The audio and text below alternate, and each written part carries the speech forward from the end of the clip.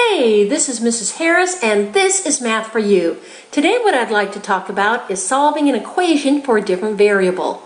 As you can see, I've already written down the perimeter of a rectangle, where the perimeter equals 2 times the length plus 2 times the width. I want to go ahead and not solve this equation for P, but I want to go ahead and solve it for W, my width. As a visual cue, I've gone ahead and I have circled or boxed up or highlighted the variable I'm looking for. So we can see that this is the right-hand side of the equation and this is the left-hand side of the equation. The right-hand side has more terms than the left-hand side. So I want to go ahead and I'm going to subtract a 2L from each side. I'm going to go ahead and put a divider right here, like my little brick wall, so I know that this is the right-hand side of the equation and that's the left-hand side of the equation. Whatever I do on one side of the equation to keep everything balanced and equal, just like a teeter-totter example, I want to go ahead and do to the left-hand side. I'm going to go ahead and draw a line, and I'll see that a positive 2L variable term minus a negative 2L variable term will just give me a 0, and that term will effectively cancel out. So now on the right hand side I'm left with a 2W. Over here I have a variable term P. I have another variable term 2L.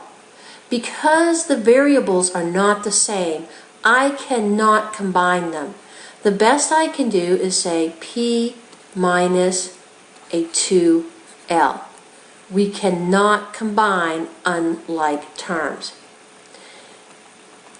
Now, on this right-hand side, I see I have 2 times W. I don't want 2W, I just want W. So what I'd like to do is go ahead and I want to divide both sides by the coefficient of that variable term, 2. This will reduce down to 1, leaving me just a W on that side.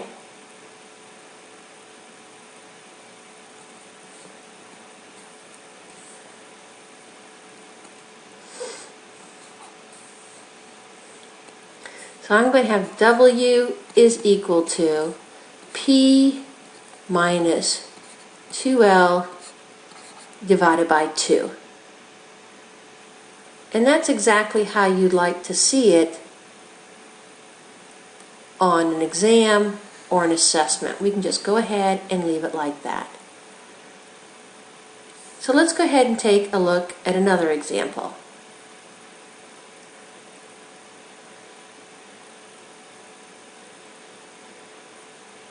So in this example, we're going to have a volume is equal to length times width times height.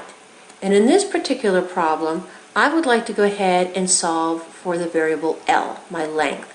So I'm going to go ahead and give myself a visual cue so I know exactly what variable I'm looking for. Now on this right-hand side, it tells us the variable L times a variable W times a variable H. The opposite of multiplication is division.